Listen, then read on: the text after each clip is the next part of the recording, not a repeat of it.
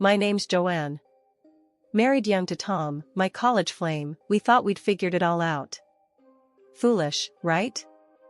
Fresh out of college, fueled by love and little else, we dove headfirst into life together. But real life? It hit hard and fast. Our tiny apartment was chaos in the form of endless diapers and late-night cries from our newborn, Sophie. I'd rock her to sleep, exhausted, while Tom was out living it up. "Why aren't you home more?"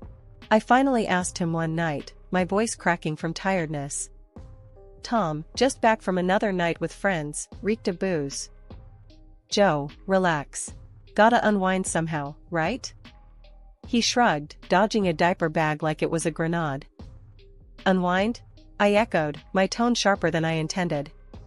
"I'm here alone with Sophie while you party." "This isn't what we agreed on, Tom." "Jesus, Joe. I'm just trying to have a little fun." He rolled his eyes, defensive. "You used to be fun, remember?" That stung. Sure, I remembered. But things change when you're the only adult in the house. The next 2 years were a blur of similar nights. Tom's charm faded fast, eaten away by his selfishness and my growing resentment. Our final blowout was monumental.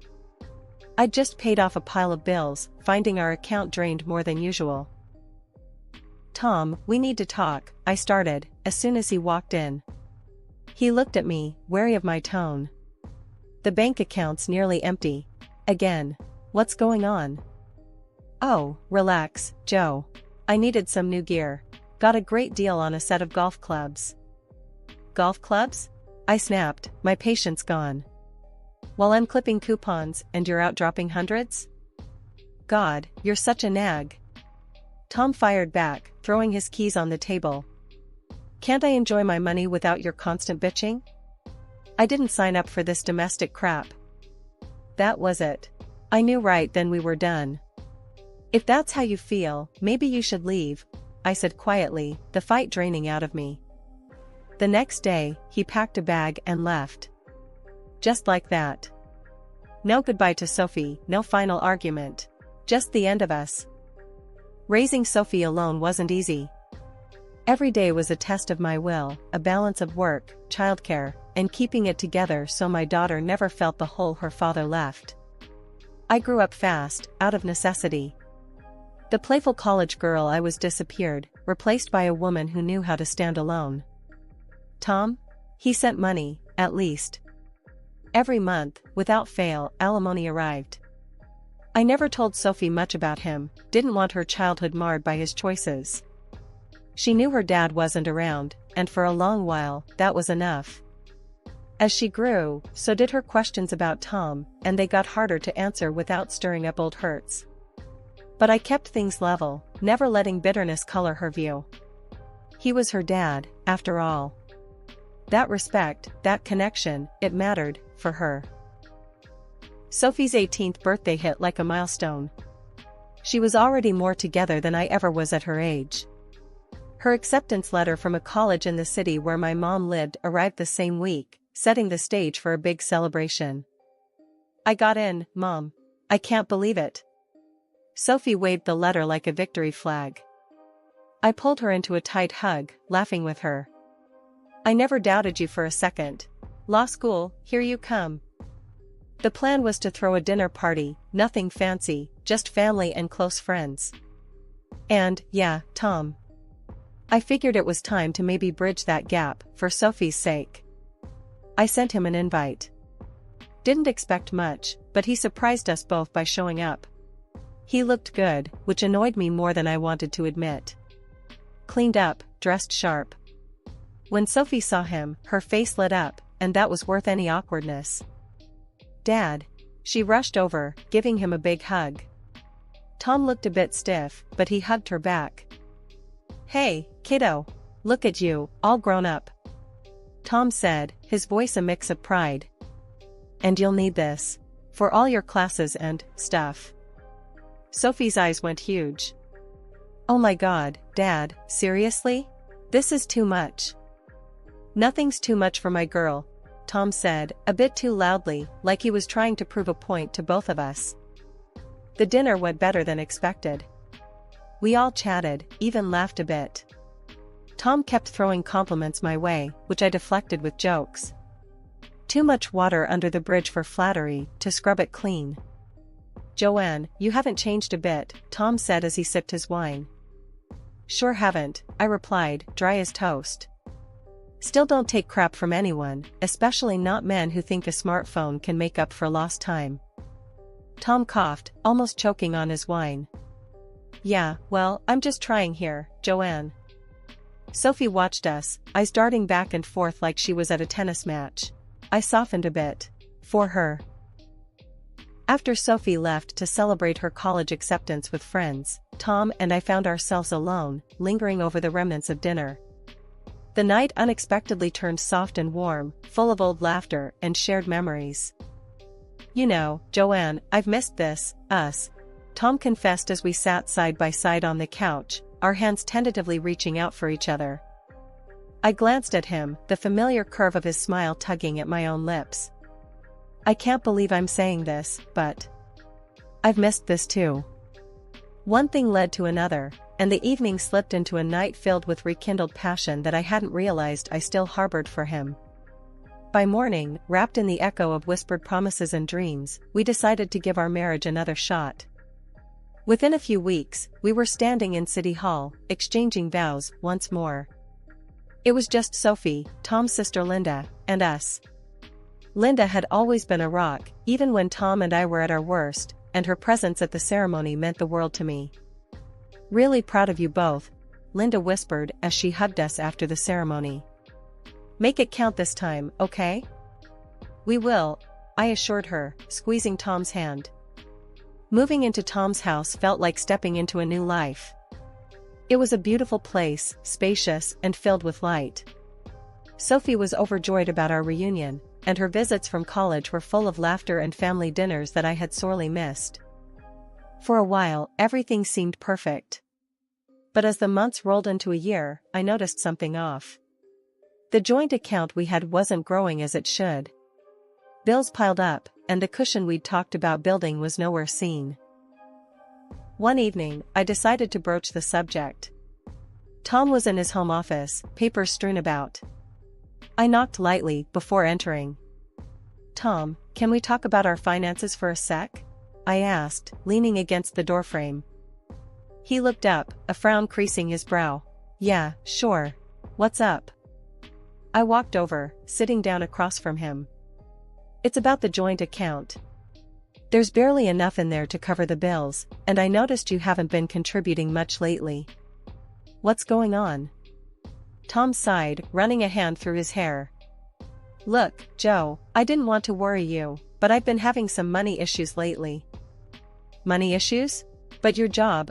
I started, confusion and worry knitting together in my chest. "It's not as stable as it used to be.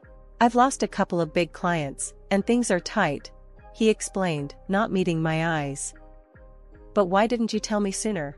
We could have figured something out together," I said, feeling both concerned and a little betrayed that he'd kept this from me. "I thought I could handle it on my own. I didn't want to stress you out," Tom replied, his voice low. I took a deep breath, trying to tamp down the frustration bubbling up inside me. "Tom, we're supposed to be in this together. No more going at things alone, remember?" "You're right, Joe. I'm sorry," he said, finally looking up at me. "I'll figure it out. I promise." But as weeks turned into months, and his promises of resolving his financial woes remained unfulfilled, my doubts grew. Deep down, I couldn't shake the feeling that perhaps Tom hadn't changed as much as he claimed. Year after year, the gap between Tom's promises and his actions grew wider. Every month, I found myself managing our household alone, every expense paid from my pocket, while Tom paraded his splurges online like some kind of celebrity.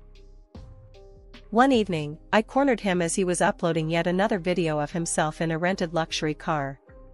"Tom, we need to talk about the budget. The utility bill is overdue, and the groceries aren't going to buy themselves." He barely glanced up from his phone, his thumbs still tapping away. Yeah, I got it, Joe. I'll transfer some cash tomorrow, okay?" "But you said that last week," I pressed, trying to keep my voice even. And the week before. We can't keep living like this. Tom sighed, irritation flashing in his eyes as he pocketed his phone. You're blowing this out of proportion. Everyone thinks we're doing great. That's the problem, Tom. It's all for show. Friends think we live in luxury because of your damn posts. They don't see me counting every cent, struggling to keep us afloat, I said, my voice rising with every word. Come on, Joe, you're being dramatic. Look, I got you that necklace you always wanted, he said, attempting to smooth things over with a grin. I touched the expensive piece of jewelry around my neck, a gift that felt more like a bribe. I didn't need a necklace, Tom. I need a partner. Someone who actually contributes. Tom's face hardened. I contribute in my own way. Maybe if you weren't so uptight about money, you'd see that. Uptight? Tom, I'm realistic. Someone has to be. I retorted, exasperated. You're living in a fantasy world. These gadgets, these cars, it's like you're trying to prove something. Tom scoffed, shaking his head. What do you want me to do, huh? Sell everything and live like a monk? No, I want you to grow up. I want you to think about us, about your family, not just your next Instagram post, I said, my words slicing through the tension between us. This conversation, like so many before it, went nowhere. Days turned into weeks, and Tom's habits remained unchanged. The luxury facade continued, each new post a slap in the face of our actual circumstances. Meanwhile, I scrimped and saved, cut corners wherever I could. Groceries were bought on sale, lights were turned off in rooms not used, and every small spare amount was squirreled away for emergencies.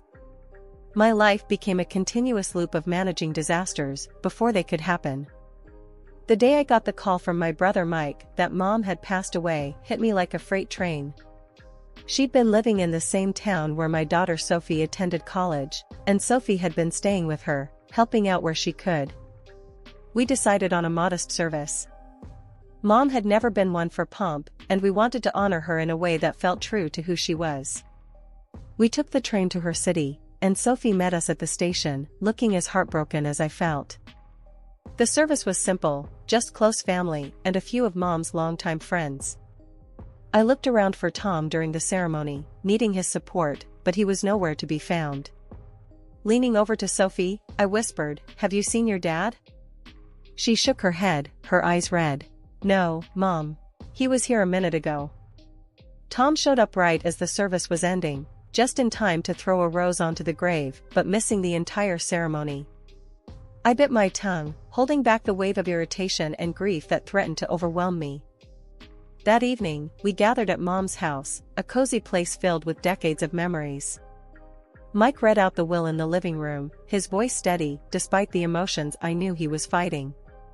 Mom had left the house to me, and her savings to him. It was what we'd both expected. But Tom's reaction was anything but expected. He stood up abruptly, his chair scraping against the wood floor. "We should sell the house. It's practical and it makes sense financially," he announced, looking around as if expecting agreement. I stared at him, my mouth open in disbelief. "Sell it? Tom, we haven't even had a moment to grieve, and you're talking about selling?" Sophie stood up, her face flushed with anger. "I've been living here with Grandma, Dad. This is my home too. I'm staying." Tom waved her off dismissively. "It's joint property, Joanne. As your husband, I'm entitled to half. We should sell and split the money." Sophie's jaw dropped. "Dad, I'm studying law, remember? Inherited property isn't shared between spouses. It's Mom's to do with as she wishes." His face turned red, and he pointed a finger at her. "Don't you lecture me about law, young lady. Stay out of this." He turned to me, his voice rising. "If you don't sell, Joanne, I'm considering a divorce. Think about what that will mean." The room went silent, everyone staring at us. I felt every eye on me. "Let's talk about this later, Tom. Not here, not now," I said quietly, trying to keep the dignity of the occasion intact. He huffed and sat down, muttering under his breath. The rest of the evening was tense, the air thick with unsaid words and stifled grief. After everyone had left and Sophie had gone to bed, I lay awake, staring at the ceiling. The man lying next to me felt like a stranger. His greed, his timing, his utter disregard for what this home represented, it was all too much. The train ride home was quiet on my end, but Tom was as chatty as ever. He kept going on about selling my late mother's house, calculating out loud how much money we might get and what he'd do with it. We could really turn things around, Joe. Maybe even get that car I've been eyeing up, take it to Vegas, huh? He said, grinning like he'd already won the lottery. I just stared at my phone, not really listening to him. But then, a notification popped up, a new video from Tom on social media. Curiosity piqued, I clicked on it. There he was, standing in front of a lavish funeral setup, not my mother's simple service. His face was somber, his voice soft as he talked about losing someone so close, like a second mother. The video was slick, his words rehearsed. Over 1 million views. Comments flooded in, offering condolences and praises for his sensitivity. I felt a cold anger settle in my stomach. So, this was why he'd missed most of Mom's funeral. He was too busy playing the grieving son at a stranger's ceremony across the cemetery to boost his social media image. All through the train ride, Tom babbled on about the house sale and his plans. With that money, Joe, think about it. We could really live it up. That car, it's a beauty, ride smooth. Vegas would be just the start. I kept my eyes on my phone, my face neutral, but inside, I was reeling. He was so wrapped up in his fantasies, he didn't even notice my silence wasn't agreement but disgust. When he finally paused, expecting some enthusiastic response, I just shook my head slowly. Tom, you're in for a surprise when we get home, I said quietly, my tone flat. He misread my calm for defeat. That's my girl. Knew you'd come around. It's the smart play, Joe. When the train pulled into our station, Tom was buzzing with excitement, probably imagining himself behind the wheel of a new car. I felt nothing but a resolve so sharp it almost scared me. This was the end of the line, not just for our trip, but for us. As we walked through the doors of our home, Tom was already on his phone, likely bragging about his victory to someone. I let him prattle on as I went to the bedroom, my decision clear in my mind. That evening, after Tom had finally run out of steam and fallen asleep, sprawled on the sofa with dreams of dollar signs dancing in his head, I sat down at the kitchen table with all the paperwork from my mother's will. I drafted an email to a lawyer, detailing everything. I needed advice, yes, but more than that, I needed an ally. Tom's sister, Linda, had always been kind to me, understanding even when Tom was at his worst. It was time to reach out, to tell her everything, and to ask for her help. The next morning was heavy with the weight of impending confrontations. Tom came down for breakfast, unaware of the surprise I had prepared for him. As he entered the kitchen, he froze. His sister Linda was sitting at the dining table, her expression stern and unwavering. From the look on Tom's face, seeing her was the last thing he expected. "What's, Linda? What are you doing here?" Tom stammered, his usual bravado nowhere in sight. Linda didn't waste a moment. "Sit down, Tom. We need to talk," she said, her voice firm, leaving no room for argument. Tom glanced at me before reluctantly sitting down opposite his sister. I remained standing, feeling strangely empowered, with Linda on my side. Linda turned to me, nodding slightly as if to say, "Go ahead." I took a deep breath. "Tom, I told Linda everything, about your spending, your demands to sell my mother's house, and your threats of divorce." Tom's face went pale, his eyes darting between Linda and me. "Joanne, Linda cut him off, her tone icy. "You what, Tom? You've embarrassed yourself enough." I've been listening to Joanne, and frankly, I'm disgusted. She turned her full attention to Tom, who seemed to shrink under her gaze. "You haven't grown up at all. You're still acting like a spoiled child. And this house? Did you ever stop to think about what you've actually contributed to it? Nothing. This house belongs to me. I let you live here out of pity. Tom's mouth opened and closed, but no words came out. He looked like he wanted to argue, but knew he stood no chance against the truth. And there's more, Linda continued, her voice hard as steel. The alimony for Sophie? I've been the one sending it, Tom. Not you. You couldn't even manage that, could you? I felt a shockwave go through me. All these years, I thought Tom had at least done his duty by Sophie. I was wrong. Tom looked down, unable to meet either of our eyes. Linda shook her head. You're not just a failure as a husband and a father. You failed as a man. I felt tears well up, not from sadness, but from the raw, harsh truth Linda was laying bare. I stepped forward, my voice shaking but clear. Tom, I want the house to go to Sophie.